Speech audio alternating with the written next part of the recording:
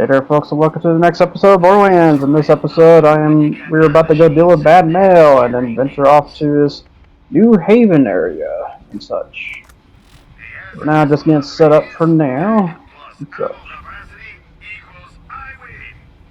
Chat, this is a nice pistol we got going on here. We got the Grim Torment machine pistol. Chat, these are the good machine pistols to be on the watch for. They're basically not only better damage than an assault rifle, they're just, kind of technically better except the accuracy part. That's the only thing I think where assault rifle might have a bit more of an advantage than a machine pistol, but not surprised. I mean, reminder that you're one-handing a pistol sometimes. Maybe double grip some cases, but not all pistols are like that. So, just selling some stuff here and set up here for the apocalypse. As a mission where we're dealing with man mail and also getting this pistol on. This is a nice pistol. Well, pistol loosely, machine pistol. Team. We got some other ones like a fire machine pistol. It's sold. So yeah, I might as well go for base damage and the fire damage. The fire damage is nice. It just depends on what you target at the end of the day. If it's a flesh target, you're definitely going to dish out a lot more. If it's an armored target, though, no. And if it has a shield on, also no. Also, yeah, keeping those class mods on hand, because I will say, as a tip, when it comes to this game, you want to keep, like, secondary best class mods. You never know when you'll ever end up using them at the end of it. So don't ever just try to, just sell them, because you never know if it turns out that you might want that eventually when you get a better build to it. He's the one's been stealing all my runners and putting them in the hands of these jagoffs. Hey, you say hello from Scooter. And by that I mean you just go murder the crap out of him, alright? So here is man mail. However, I will say this. The car sucks in this fight, this boss fight in particular, because you really don't want to use this buggy at all. What you kind of want to do is, basically what I told my friend here, is to hang back at the ramp here, because basically what I'm going to do, I'm going to basically go in and get him to pop out basically. But first you have to deal with the nukes, I will say, on top of it. Because yeah, this is one of those cases where you want multiple buggies, so that way if one goes down, the other one comes to the rescue. Stuff. Because look how bad of onslaught they just get onto you at the end of it. I mean, I might have got a little too close and personal, but the thing is, you have to get closer to get this guy to pop out at the end of it. Yep, so there I go, going down stuff. Not surprised. Told my friend to just hang back, because if you so happen to go in here, you're not going out, because the ramp that proceeds on down, it falls over. So you can't do much. Just gonna warp here. Cause yeah, Mad Mail is one of the most infuriating kind of bosses, because you have to deal with the mooks and then deal with him.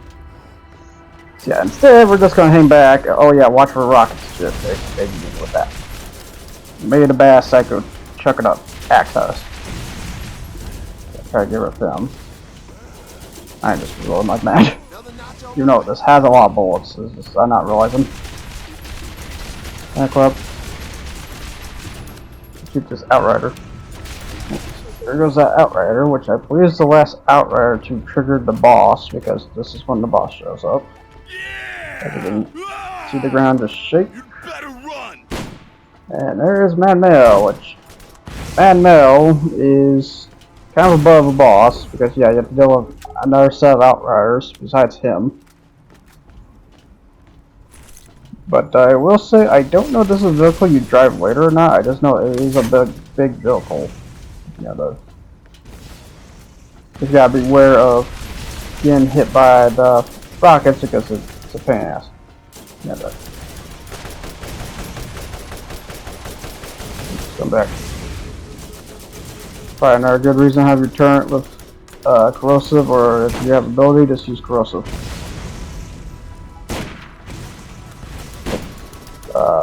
Vehicles do count as armored vehicles. Or as armored variety.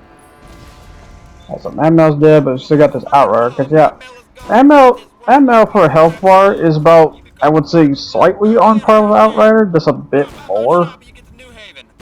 But since he's a bigger target, he's easy to hit as a result, where the Outriders are kind of not. And Outriders are kind of faster at the end of the day. Yeah, after dealing with him, the platform just goes back up, and you go ahead and deal with the psychos that are up and about, like this small psycho. And some small psycho. Oh, and then there's an Outrider, like, oh crap. Everywhere. And don't worry, eventually I'm gonna that sniper rifle. In case anyone's wondering. Yeah, I'm realizing it's not that great. Not as great as I thought. There's Outrider.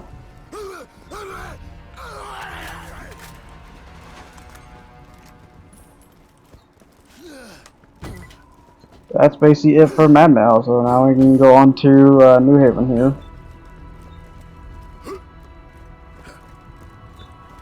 I should technically got a vehicle, but I will. Yeah, you can take it just drive about here. And then we have also a new area, I believe this next area is called either the West or East Commonwealth or something like that. I can't remember exactly. Yep, now on to New Haven. Let's go meet fellow Crap Trap here. Yeah, I got a vehicle deploy in case we need that. We might as well. Alright.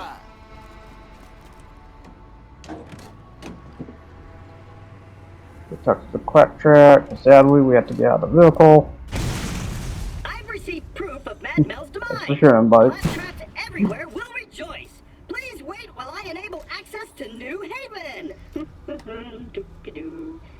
Access to New Haven. Yeah, New Haven is basically the next HUD area you're basically are given to, and probably the technically last HUD area for the main game itself, because majority of the rest of the game you're gonna be at this area at the end of the day.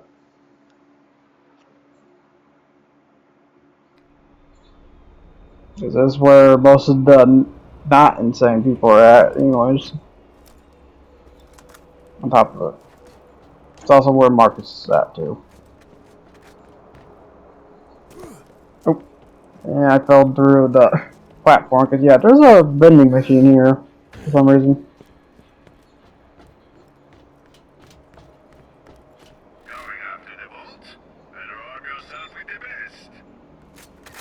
Yeah, got longbow grenades and class mods.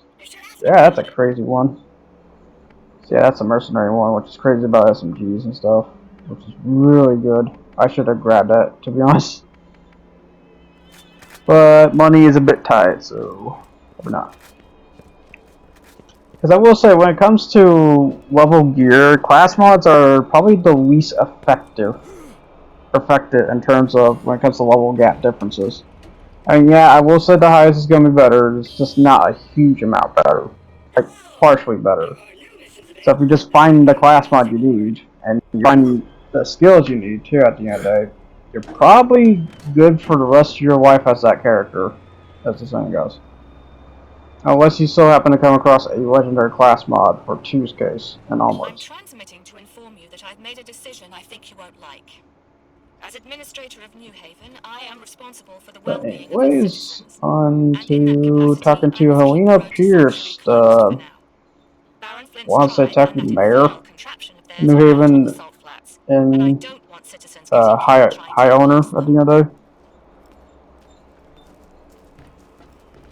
So yeah, Helena Pierce is one of the NPCs that are basically mostly at Borderlands 1. You do see her a little bit in Borderlands 2, but a lot of things happen in Borderlands 2. So we got our essentially last weapon equip slot, because this is where you get the last one. So now we can finally equip a 4th weapon if we want to. Also got Patricia Tannis. Some info to basically go to her eventually. Yeah, now we have to go turn around and turn on all the power generators here for some reason. But then again, we're also, semi-banned from proceeding until we basically help out, Pierce just enough. matter? What you gonna do with treasure anyhow? All we got here is mud guns and dirt. We also got Scooter who wants to check on TK because he hasn't heard TK for a while. It was like something happened to him. So that's gonna be interesting there.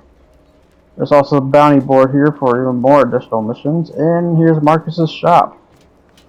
So you can see the man, the mercenary, the no refunds guy, Marcus. Cleanquad or something like that, I believe his last name is, or something like that. Cleanquad. But yeah, as the saying goes, no refunds. Oh yeah, and you also get this weapon store here, which this weapon store is a kind of special case because you mostly end up seeing a gold weapon or legendary weapon there and such. So it gets very interesting, that one. It's been very common to see a legendary out of that one. You also get the claptrap to save, so we can get another backpack upgrade and such. Then I realized I also had to do something real quick, so anyways, off to the repair kit, which the repair kit is just up here on the second floor. Okay, you guys just use that fence there. I don't know if you're intended to use that, but that was one of the ways I knew how to get up here, basically. Ninja it, dang it. You can jump on the rails and somehow walk on the rails normally. I'm not sure how that works, but it just so happens. It's kind of funny because like Borderlands doesn't really apply physics to this, where Dead Island does apply physics if you're on rails and stuff. Fun fact. It's very weird. Because Dead Island is the other game that we're going to be doing, and probably after the first one here. Sidetrack and do that one, because Dead Island's technically a, well, it's not a good game, but it's like a guilty pleasure game, if anything, I would say. Because yeah, I think the best way to say about Dead Island is that it's just kind of rough at the end of the day and such. Let's just see what Scrapjack gave us at the end of the day. Well, put more backpack, which, alright, check how many backpack space we got. We got a lot at this point. Because I think by the end of the game, I think you end up having like 42 slots. So we still got plenty of crap to come by and stuff. And considering there's even ones in the DLC too, oddly enough, which I don't know why, but it does give you backpack spaces, so you know. That's very weird. Very weird on that matter. Yep, so we got Titanus Warren, which is the basically toxic cave at the end of the day. And then we have Arid Badlands to do for this episode. That I will tell. So first, we're going to go deal with the power. Because that is basically a main quest we have to deal with in order to venture any further in New Haven. Because besides the HUD area here, there's a lot outer area of this area. Unlike where later areas like Sanctuary, they technically don't have much of an outer area. This one does. Which, I'll be honest, I kind of like that more. That way it kind of shows that no matter what, there's always danger around the corner and such. Got all these power switches we get to flip on. Or power generators to flip on, I should say, not switches. Well, technically it's a switch, but you know. Yeah, repowered the mainframe. In this case, a bunch of gates that are locked right now. Because there's no power to power them to keep open for some reason. I think the power is to function, not power to immediately shut the doors if it doesn't have power.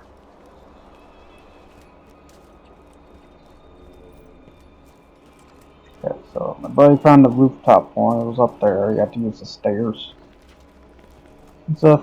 And the last one is just over here on the north side. Cause yeah, it does mention like you need to go to the west or the rooftops or the tenement or north gate here. Yeah, once I hit this one, if I recall, I think I should have looked. Oh no, these, no, yep, they're open. Okay. Yeah, yep. You can now go to the outer areas of New Haven.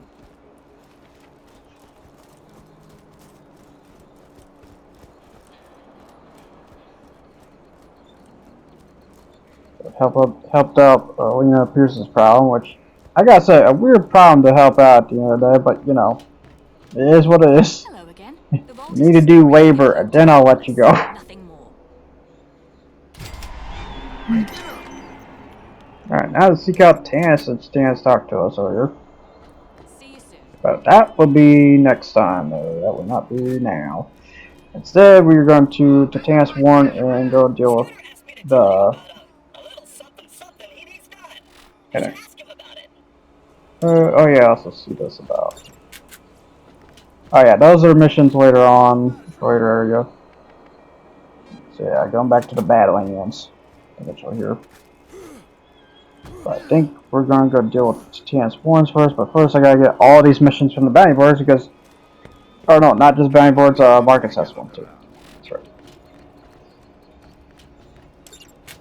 Yeah, it is Kinclad. Kinclad. Kincad. Or Kincaid. I'm not sure.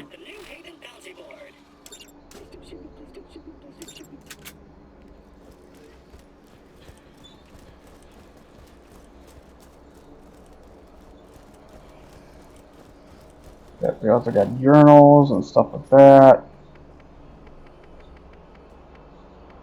That such.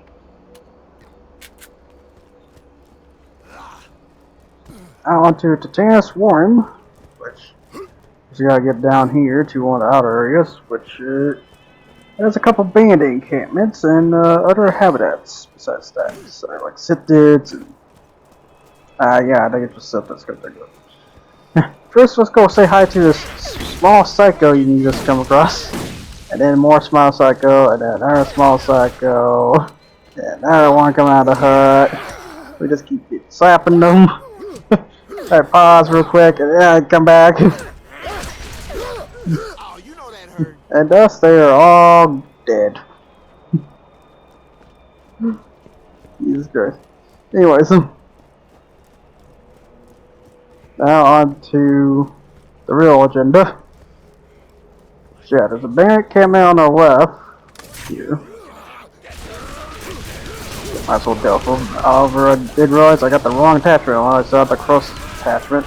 Oops. Oh well. It is what it is. I will say, corrosive ain't really hindered in this one compared to 2. They hindered it big time. Where you just kind of like somewhat use it. I remember when corrosive used to have been actually good, and this was the game that kind of did it. But afterwards, though, it kind of just wasn't the same. So, if you tried the Vitrolic Fruits shotgun, it's a very crazy shotgun. So that is corrosive that builds. Yeah, I got some Sithids here on the right, so I might as well take these guys out while got bursting Sithid. Oh, speaking of a little badass fire one. That's a big boy. Let's see, it explodes. Look at their explosions don't hurt that bad, even though they look like they should. What is this? Oh, it's just a little Sithid crawler. And got him with the Alpha gun. There we go. Got him with my rash one. That is awesome. This guy's sniper rifle. My hunting boomstick.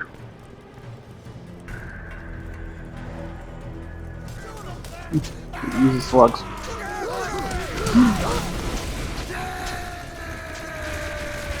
That way it still sounds like a sniper at the end there. Got a bunch of small psychos, got a bunch of psychos here. Psycho with a shotgun. Ooh, I saw that.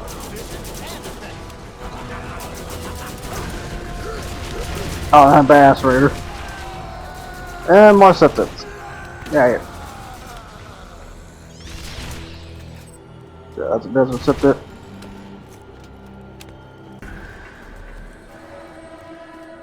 Alright, now back to the agenda after dealing with the side camp. Forgot, there was something there, didn't want to have. Go back up here, because yeah, you can come through this way, you can come through the other way too. Other way is much quicker. I just, you know, took my time because I might as well show them the majority of it.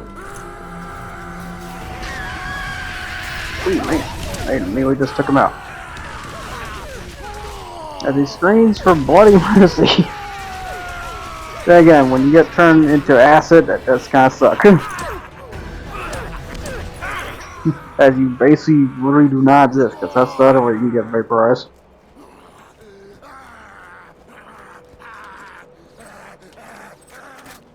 Some of this money here that for some reason just have on the corner. Now onto the transforms, which is basically toxic cave to the shock cave, such like that. So to transforms, basically our goal is to get some shock crystals, or not shock crystals, toxic crystals, funny enough. But yeah, I like the shock crystals. And then we have a boss to beat up here, which is King Wee Wee, and then there's a claptrap within here. Picking stuff though, which is garbage. This is what traditionally happens. Got a transfusion grenade. Might as well get that. That's pretty good. Having health leech grenades is better than not having health leech grenades. Because I will say that is basically really the meta of grenades, I think. Because I don't think there's anything that kind of beats that.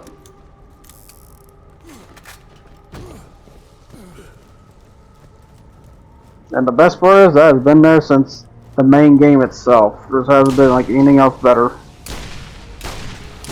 But here's the crystals, which as the same thing applies to the shock crystals, based on the multiply of players you have, the more crystals you get. So if 2 here, we got times 2 of the amount. If we have 4, we immediately would have 40 crystals right there. If I recall. They might have changed that though, they might have just made it double, but I'm pretty sure it's kind of like that though.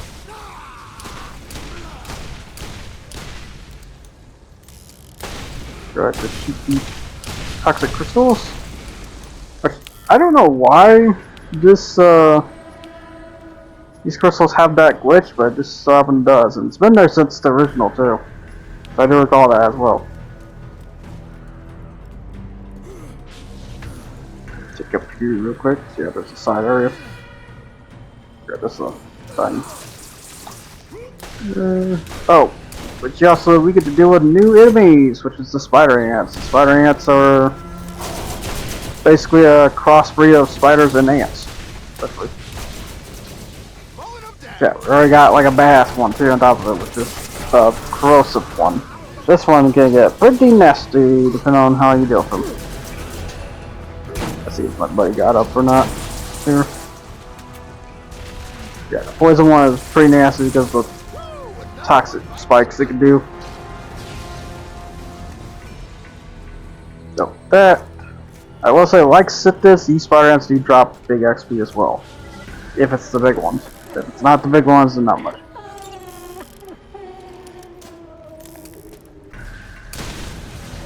Yeah, these are your alternative, but unlike Sithis, these spider ants will put up the challenge.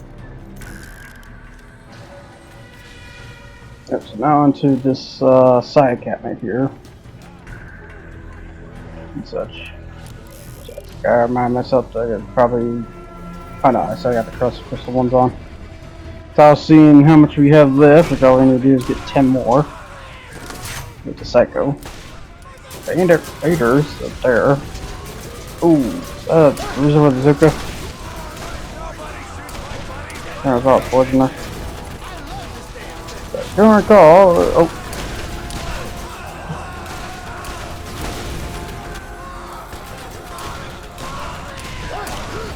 Gotta be honest, not sure why I'm using this revolver. I guess it's just good enough. But anyways, what do we get here? More revolvers. It's like Christmas. Then we got a Savage Wall here, which technically not bad, but the fire rate's a bit lower. So I will say, I think the biggest factor you want to do is get the fastest kind of revolver you can get, while keeping the damage always at a balance rate because of revolver stats. But I think the fastest revolver you can get is probably 2.3, if I recall. Here's the last bit of the crystals, technically. And that's about it for Christmas. Now on to dealing with the claptrap.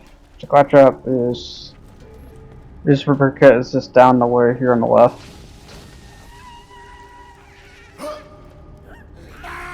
Yeah, we got this direct way, but this takes you technically to a different way. Got bass raider though. Oh god. And a dive raider. Oh, and a bass raider. Oh god.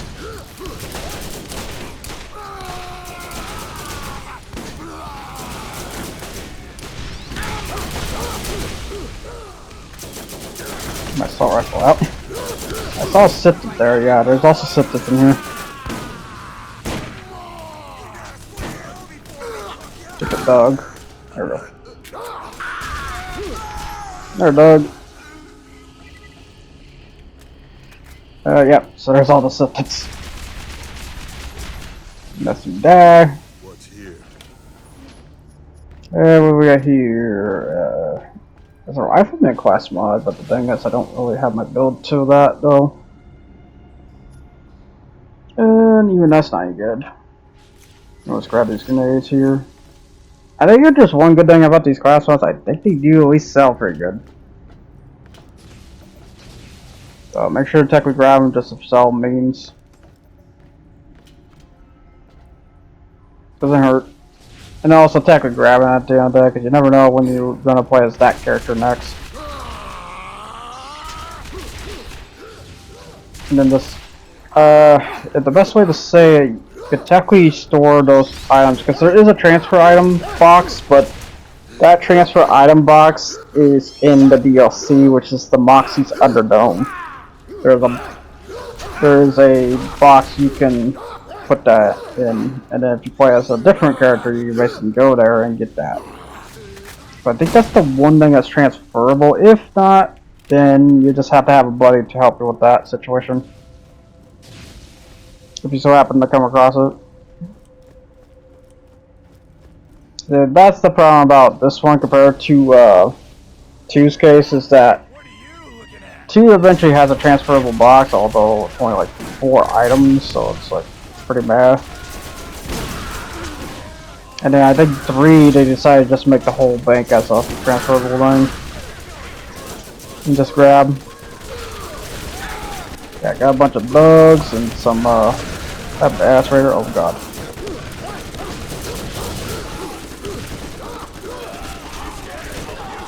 And going down. Oh crap.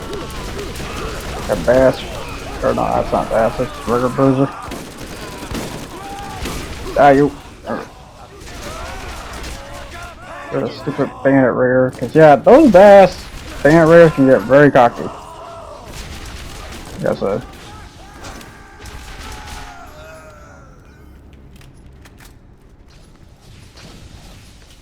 Merv grenades, contacts, bouncy buddies, more contacts.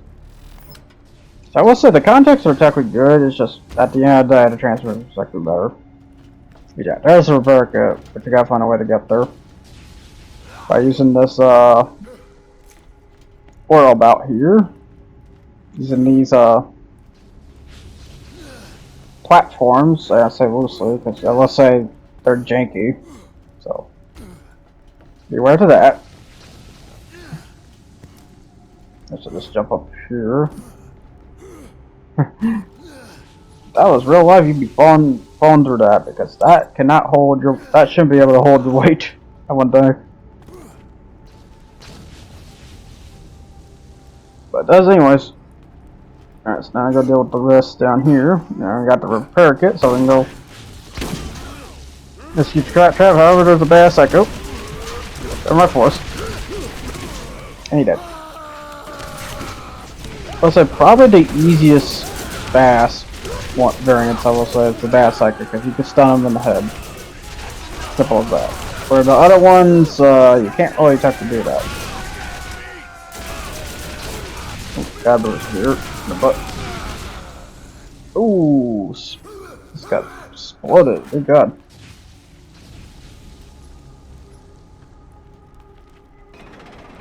Oh yeah, here is the way to the boss. And we might as well deal from now. Should we go from now? Let's see. I don't remember if we do. Oh, we're going to. Okay. So King Wee Wee is a very special small boss, I will say. Because he is not only a small psycho, he's a small psycho that has the ability to use his shield as a weapon.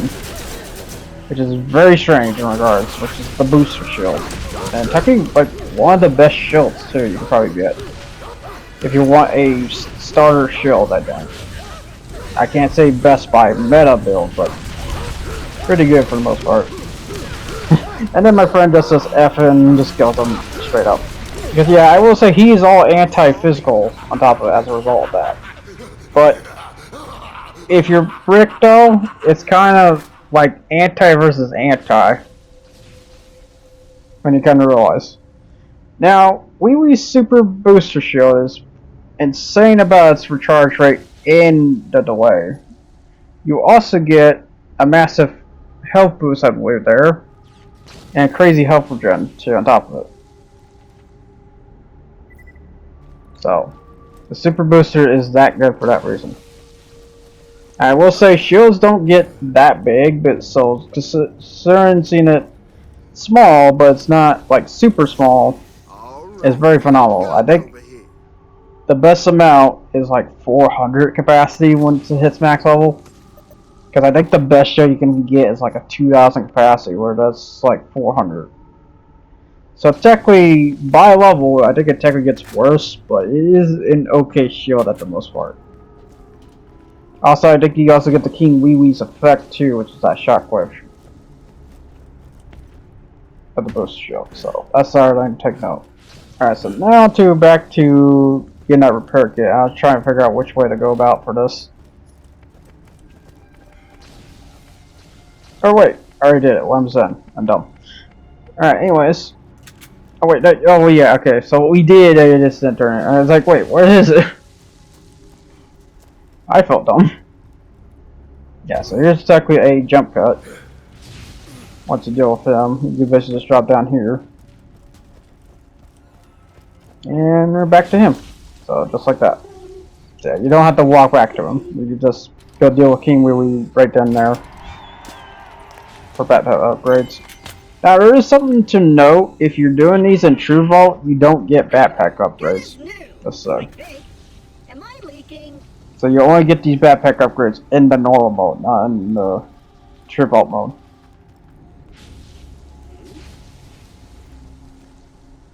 Oh yeah? Well, Yeah, this Claptrap sadly does not give you any loot box, so instead he's just gonna go on about just like the Shock Cave one. It's almost like they're siblings. Yeah, now to 24 space, which I might have said this before, but it can go up to 42 spaces eventually. Yep, so that basically wraps this area. So now I get the heck out of here. So sorry.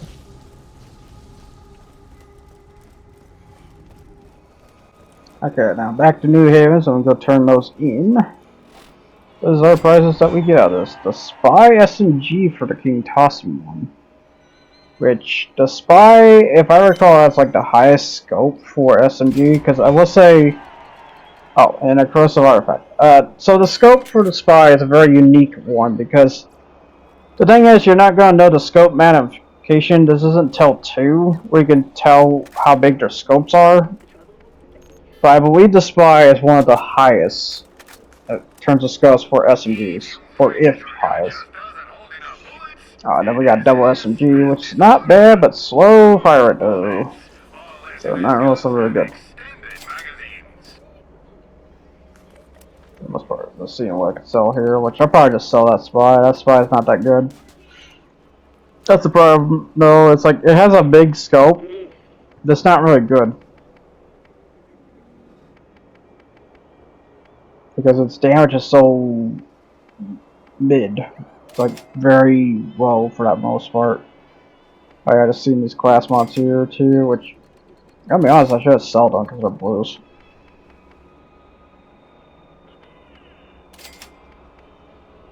So eventually we're gonna come across the purple ones.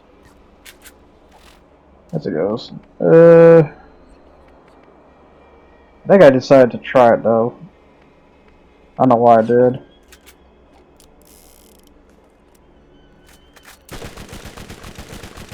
Yeah, I'm probably just gonna test for it. I don't know how good it's gonna be. Or did I just turn around solo? Let's see. Oh, I just kept it at the end there. Okay. Weird. I probably didn't kept it in the later bars then, though. Because like I said, it's very mid-class. You get that critical bonus though. But that's like the biggest thing to get out of that. Okay, then I sell the class ones. Okay. That's what we did.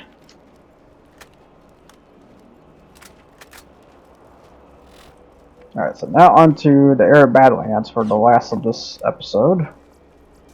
Because it's time to finally put the Badlands to rest. Because yeah, we're going back. Again. So 2 Firestone. Huh, where are the tire productions doing?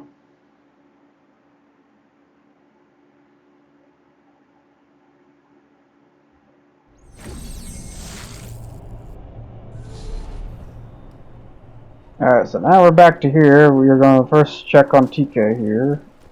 First, I guess check the shop here. Which, yeah, if I recall, these shops, they do not scale to your level, so... Something to... Oh, wait, no, that MERV did. Technically. I mean, it's 19, though, it's not really that high.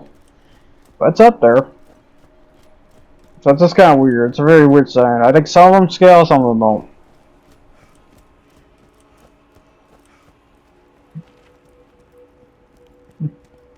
Oh look, it's the neighbors trying to mess with us once again. You want to die horribly, guys. Mounting up.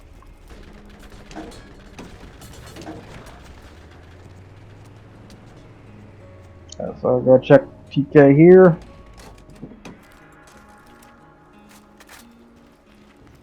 As we go in here, and sadly, TK is hung by the leg. So died of blood elevation. Because yeah, when you're upside down like this, you have a matter of time before the blood in your brain, I guess, de-bloods or something. It's really weird. From you'd think it'd be opposite. No, but when your head is the complete opposite in the angle, that's bad to do. And such. So yep, sadly TK has passed away. Oh, however, yeah, we got some psycho stuff. Ah, you dinguses. Yeah, these are the ones that end up killing TK. Which I will say, there is technically more to this war, however, this is the only bit of war we know of, in terms of one. There is definitely more of going to be a good explanation about this, because this is one of the good wars out here. Unknown battles about TK, Baja, and such. But we will not know more until the sequel, sadly. But let's just say there's a bigger scheme underneath for this at the end there.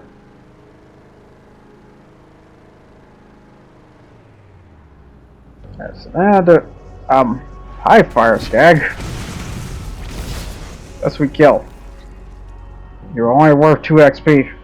How do you feel? And here we go, baby. And oh, damn it. Well, hopefully we can flip this. I don't think we can flip this, Captain. Well, I guess go get another buggy.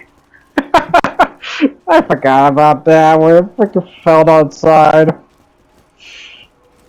Side on in.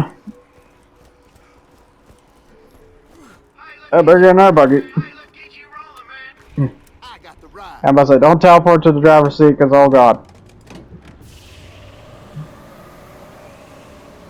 Alright, now then. Now to this destination for Mothrack, which Mothrack is technically an icon in terms of Borderlands. So when I say icon, like up to 2, it's like afterwards, he's just not much. Because they didn't really, I don't know if I want to say treat him well at the end of the day for the sequel's case, but so Mothrack is a special rack bird to say. As soon as we get here, because we have to lit up 3 torches and then face against a optional boss. Because yeah, Mothrack is an optional boss. Let's go here, lit all these. There we go. So that's apparently the third one, and then the one to the right is the first one. So the second one's the left, then. Alright, so as we look up in the sky, holy moly of kaijus! It's a Mothrack! So yeah, that is our boss, which is a gigantic rack that rains fireballs at you along the way. Yeah, that is the biggest mother of all racks that is Mothrack. Which, who knew a rack could get that big? Good lord. Also, I love the cool detail over time. The more health it deteriorates, you'll notice there's bullet holes in the wings and stuff. They kept that even for the boss too, which is amazing. Now, once it basically goes down, you have to go find it because it does drop loot, just to say. Although this loot is hard to get sometimes. So you see some money dollar bills all scattered everywhere. So there could be chances that there could be really insanely good loot coming out of this boss, but the thing is, you won't know where it will be. Okay, I got some other racks too you can deal with along the way. Challenge complete, rack slayer. So here, if you see through the wings here, because yeah, there's some things, but yeah, this is how big Mothrack is. It's gigantic. However, though, I would say a really easy boss at the end of the day. Because basically just look up to the sky, just constantly shoot at him. Alright, so that basically wraps up for the objectives and stuff, sadly. Because yeah, who knows what basically happened to DK Baja. And yeah, Mothrack, like I said, in the sequel, there's more to that one as well. So, just very odd stuff at the end of the day. So that basically wraps up for all these missions of this episode. So let's turn in this stuff. But you get the blister shotgun. It's a very odd shotgun, I gotta say. But yeah, for TK Baja, I will say it was just money. Wasn't much. I will say. Like maybe that custom shotgun there, but that's pretty about it. Which the blister is, I think it's an okay shotgun, but it's not really that great for the most part. Oh god, blast pounder. Ew. Speaking of bad assault rifles, any pounders. Although I will say, I think the good part about pounders though, I think they have a good sell factor. So if there's one good thing they're at, they're money guns.